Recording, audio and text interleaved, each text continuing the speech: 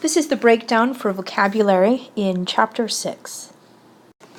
Okay, here are the nouns for this chapter, beginning with Deus, Dei, masculine. It means God, and it has a lot of irregular declensions right here. So first of all, in second declension, when you have a nominative singular that ends in us, typically in the vocative, you're going to see an E instead of duplicating the nominative. In this case, though, they did not do the E thing. They just leave it as Deus. In the nominative plural, it should be D-E base with a long I, but they cut out the E. And in the dative and ablative plural, it should be D-E base with I-S ablative plural ending. But once again, they cut out the E, and it's just dies. So in the Augustan period, they kept the dei and deis. They kept the E. But for the most part, you'll be seeing the D and the dis. There's also a feminine form of this, dea, dei, feminine. Once again, it has an abnormal dative and ablative plural, which is deabus, similar to filiabus, daughters, if you remember, also has that irregular abus dative and ablative plural ending. And dea means goddess. Next word is discipulus, discipuli, masculine, or the feminine form, discipula, discipuli from first declension, and it means learner, pupil, or student. Choose masculine for male students, feminine for female students. Next word is kind of fun. It's insidiae, insidiarum, feminine, and it's always in the plural. You can see this AE ending is the nominative plural ending, and the ARUM ending right here is the genitive plural ending in first declension. So it's always in the plural, and it means ambush, plot, or treachery. The literal meaning of insidiae is kind of interesting. So this sid right here is the base for sit, at least as far as we can tell for this word, this is what it means. So it literally means sittings, and I'm doing it with an S even though that sounds terrible because it's in the plural. And then in means on or in, so sittings on. So basically when someone's trying to ambush somebody, or a group of people are trying to ambush, all of them would be sitting around, so everybody's having a sittings on is what an ambush is. Kind of funny. Next word is liber, libri, masculine. It means book. And as you can see right here, the ER contracts, it disappears, as you can see in the word library or librarian. The E is gone, it's not liberary, which even sounds terrible, it's library. Careful you don't confuse it with the adjective we learned in the last chapter, liber, which is free. And also remember two things to help you to understand the difference between them. With liber, the E does not contract, so you have the English derivative liberty, for example. Also, the I right here is long in free, whereas the I in liber, book, is short. Next, this word is a direct borrowing from Greek, tyrannus, tyranny, masculine. It means absolute ruler or tyrant. So tyrannicide is killing of a tyrant. And lastly, witium, witii, neuter, means fault, crime, or vice. For example, someone who is vicious is someone who is full of vices, faults, and crimes. Careful you don't confuse any derivatives with things like vitamin, which comes from vita, meaning life. So sometimes it's easy to confuse derivatives between witium and vita. Just be careful you don't. Here are the adjectives for this chapter, beginning with Graecus, Graeca, Graecum. It means Greek. And if you pull out the substantive and make it into a noun directly, then you have Graecus, Graeci, masculine, a Greek. So the adjective form, Graecus, Graeca, Graecum, the noun form, Graecus, Graeci.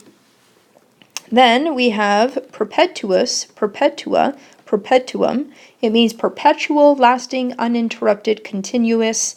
Words like perpetuate in English, to perpetuate something means to make it perpetual, to make it continue.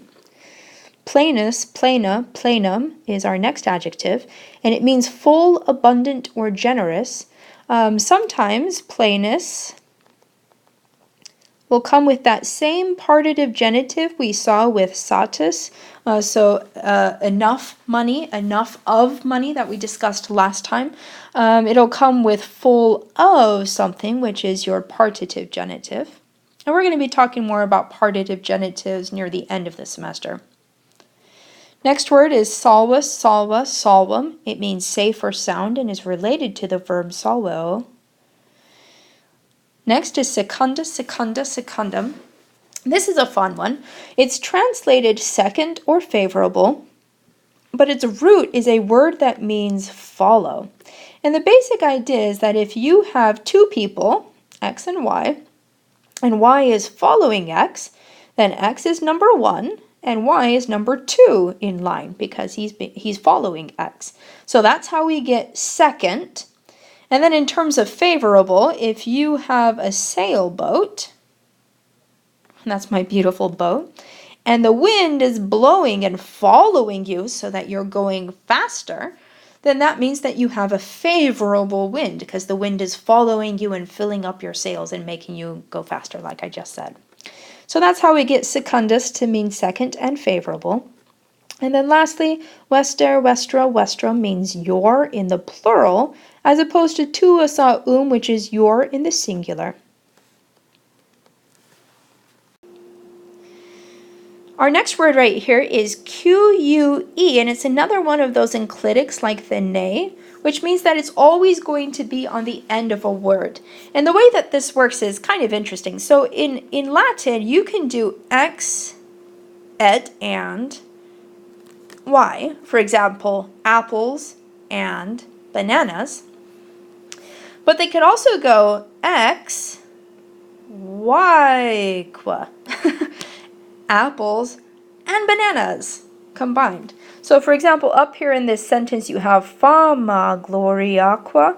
That's an example of fame and glory. You just cut the qua off right there. Watch out for those enclitics though. They can sometimes be a bit confusing because you won't see the endings quite as clearly. Next is ubi, which is a relative adverb and conjunction meaning where and when. Or it can be interrogative, so where is that? Or something like that. As opposed to, in this case, it could be something like, I am going where the money is, or something like that. Next one is ibi, and it is the reply to the ubi, and it means there. So for example, where? Ubi? Ibi, there. Nunc is another adverb that means now or at present. Quare is an adverb that literally means because of which thing, qua, re, and that will make more sense once we learn about some more information in later chapters. But more commonly is just translated as therefore, wherefore, or why. So quare. And then we get our little verbs on the end. Possum, possa, potui. We already talked about in class. It means to be able, can, could, or have power. And remember that its expectation is to have a complementary infinitive. So I am able to eat an entire pizza, or something like that. Second verb is tolero, tolerare, toleravi, toleratum. It means to bear or to endure. And we get a lot of derivatives from this. Tolerable is able to endure something, or intolerable is able not, with the in right there, not to endure something. So tolero, tolerara, and just as quick review, you see the long A right here in the second principal part, so we know that this is from first conjugation. So that is the vocabulary for Chapter 6. The rest of this presentation is completely optional. You are not required to listen in. But for those of you who are confused what I mean by the word expectation, I highly encourage you to keep on watching. And if you're completely clear what I mean when I say the word what does a verb expect, or this is the expectation of a verb, then this is really going to be pure review for you. But I wanted to make sure at this point that everybody is completely clear what it means. And if you are still confused what it means when I say this verb expects a blank, by the end of this presentation, please come see me as soon as possible because this is really important to understand. So, expectation. Let's start with English, okay? So in English, if I say, I love, and asked you to finish the sentence, most likely you're going to add an accusative direct object. I love my husband. I love Latin. I love my students. I love Wagner Hall, and so forth, okay? So the expectation, the most common completion of this verb is to have a direct object accusative, okay? So that is the most common use of the verb. I love plus accusative direct object. So that is its expectation, okay?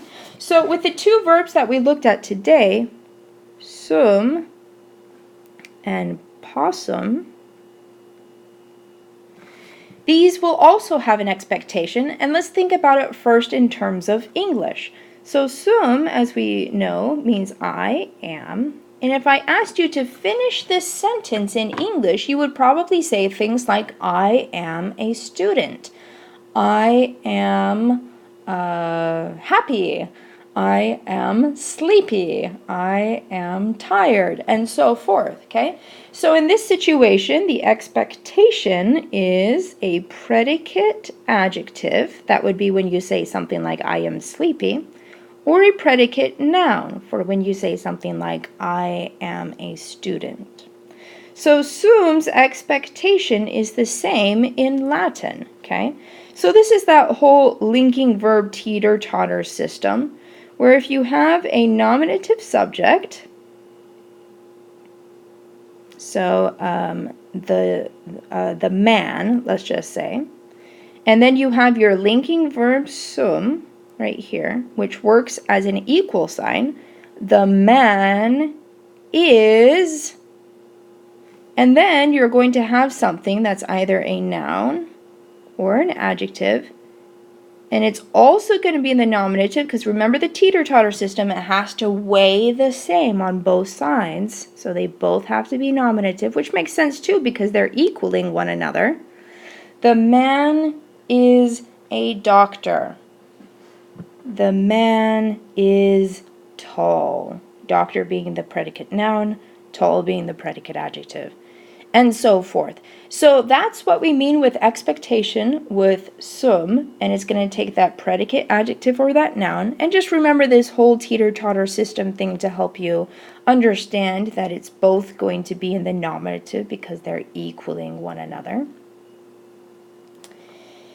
And then continuing, if I have possum in English, I am able, and I asked you to finish that sentence in English, you could just say, I am able. But more frequently in English, we say things like, I am able to take out the groceries. I am able to lift these weights. I am able to teach this material, and so forth. So as you can see, the expectation of I am able, even in English, is to come with a complementary infinitive. And remember that that word complementary, it means that this is an infinitive that completes the idea. Because just saying, I am able, you expect something to complete the idea of what you're able to do. So I am able to clean whatever, so forth. So in this case, the expectation of possum is to come with that complementary infinitive. That is its most common grammatical construction that it will take. So that's what we mean by expectation. Like I said, if this is still something that is confusing you, what I mean when I say, what does this verb expect, please come see me as soon as possible because this is very important to understand as we continue through the semester.